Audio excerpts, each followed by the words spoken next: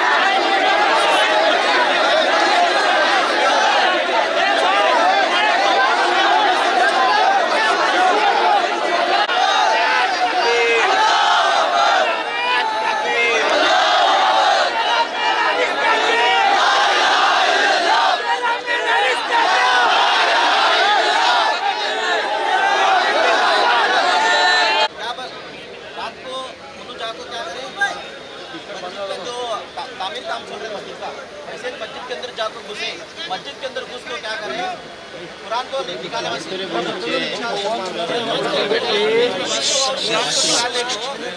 से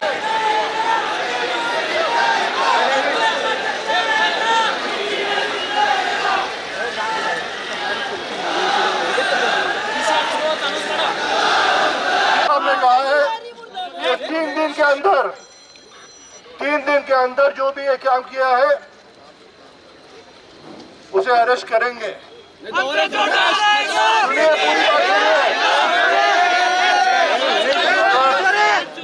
ಮುಸ್ಲಿಂ ಸಮಾಜಕ್ಕೆ ಒಂದು ಕರಾಳ ದಿವಸ ಅಂತ ನಾವು ಹೇಳ್ಬೋದು. ಯಾಕಂದರೆ ನಮಗೆ ನಮ್ಮ ಒಂದು ಆತ್ಮ ಅಂದರೆ ನಮ್ಮ ಕುರಾನ. ಆ ನಮ್ಮ ಕುರಾನನ್ನು ಮಸೂತಿಯಿಂದ ತೆಗೆದುಕೊಂಡು ಹೋಗಿ ಹೊರಗಡೆ ಅದು ಸುಟ್ಟಿದ್ದಾರೆ ಅಂದರೆ ಅದೊಂದು ದೊಡ್ಡ ಒಂದು ನಮಗೊಂದು ಸಹಿಸಿಕೊಳ್ಳುವಂಥ ಒಂದು ದೊಡ್ಡ ಘಟನೆ ನಮ್ಮೊಂದಿಗೆ ಗೊತ್ತಾಗಿದೆ. ಇದು ಮುಂಜಾನೆ 5 ಗಂಟೆ ಸುಮಾರಿಗೆ ನಮಗೆ ವಿಷಯ ಗೊತ್ತಾಗಿದೆ. ಮತ್ತು ಇದೇನಾಗಿದೆ ಅಂದರೆ ವೆಲ್ ಪ್ಲ್ಯಾಂಡ್ ಆಗಿದೆ. ಯಾಕೆ ವೆಲ್ ಪ್ಲ್ಯಾಂಡ್ ಆಗಿದೆ ನಾನು ನಿಮ್ಗೆ ಹೇಳ್ತಂದರೆ, ನಿನ್ನೆವರೆಗೆ ಮಧ್ಯಾಹ್ನ 2 ಗಂಟೆವರೆಗೆ ಮಸೂತಿಯಲ್ಲಿ CCTV ಕ್ಯಾಮ್ರಾ ನಾವೆಲ್ಲರೂ ಕುಣಿಸ್ತಾ ಇದ್ದೀವಿ. ಈಗ ನಿನ್ನೆ 2 ಗಂಟೆ ತನಕ CCTV ಮಸೂತಿ ಕ್ಯಾಮ್ರಾ ಚಾಲೂ ಇತ್ತು.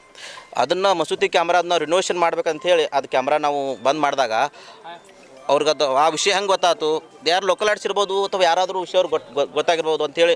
ಅಂದರೆ ಇದರಿಂದ ಒಂದು ದೊಡ್ಡ ವ್ಯಕ್ತಿ ಕೈವಾಡಿದಿರ್ಬೋದು ಅಥವಾ ಇದರಿಂದ ದೊಡ್ಡ ಒಂದು ಷಡ್ಯಂತ್ರ ಇರ್ಬೋದು ಅಥವಾ ಒಂದು ವೆಲ್ ಪ್ಲ್ಯಾನ್ ಇರ್ಬೋದು.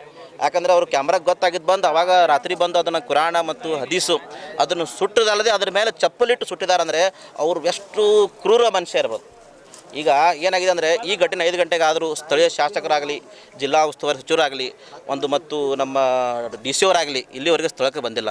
ಏನಾಗಿದೆ ಅಂದರೆ ಮುಸ್ಲಿಮರಂದರೆ ಕಾಂಗ್ರೆಸ್ಗರಿಗೆ ಒಂದು ವೋಟ್ ಬ್ಯಾಂಕ್ ಆಗಿಬಿಟ್ಟಿದ್ದೀವಿ.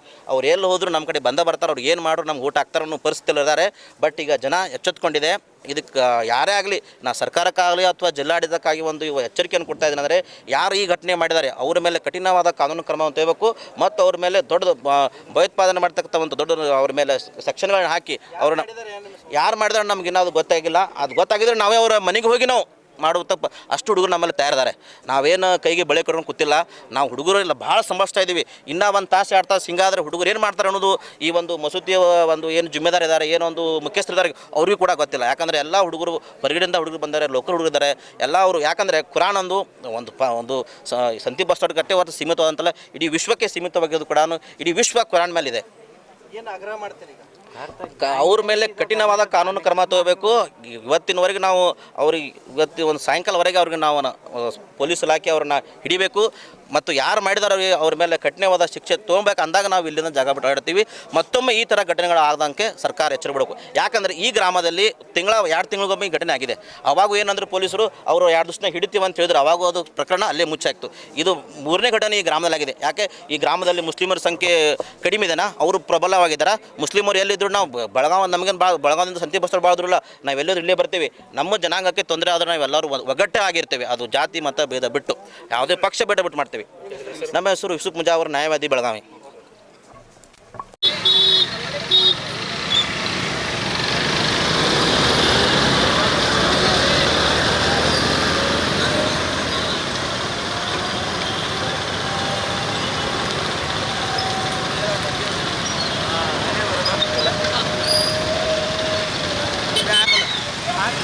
ಮಾರ್ಯಾಗೆ